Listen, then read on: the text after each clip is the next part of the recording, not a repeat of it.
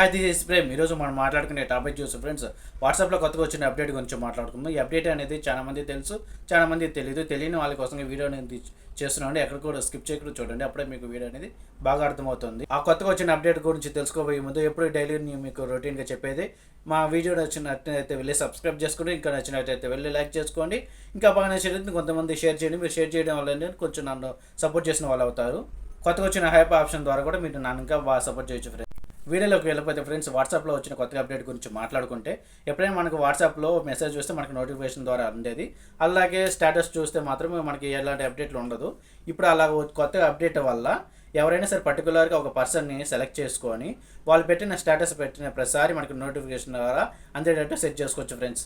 ఆ సెట్టింగ్ ఎలా చేయాలనేది ఇప్పుడు చెప్తాను. దీనికోసంగా ముందు మనం వాట్సాప్ ఓపెన్ చేసుకున్న తర్వాత స్టేటస్ బార్లోకి వెళ్ళిన తర్వాత మనకు కావాల్సిన కాంటాక్ట్ని సెలెక్ట్ చేసిన తర్వాత 3 డాట్స్ మీద క్లిక్ చేసి గెట్ నోటిఫికేషన్ అని ఉంటుంది, దాని మీద టైప్ చేయండి. టైప్ చేసిన తర్వాత చూడండి, యూ విల్ నోటిఫైడ్ వెల్డ్ యాడ్స్ ఏ న్యూ స్టేటస్ అని ఉంటుంది. గెట్ నోటిఫికేషన్ మీద క్లిక్ చేస్తే వాళ్ళు మనకి కొత్త స్టేటస్ పెట్టిన ప్రతిసారి మనకి నోటిఫికేషన్ ద్వారా అందుతుంది ఫ్రెండ్స్.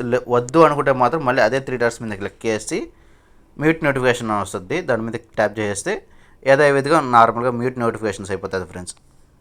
ఈ విధంగా మనకు కావాల్సిన కాంటాక్ట్ని స్టేటస్ పెట్టిన ప్రతిసారి నోటిఫికేషన్ ద్వారా పొందవచ్చు. ఇప్పటి నుంచి వాట్సాప్ మెసేజ్ నోటిఫికేషన్స్ కాకుండా అలాగే స్టేటస్ నోటిఫికేషన్ ఏ విధంగా సెట్ చేయాలో తెలుసుకున్నా కదా.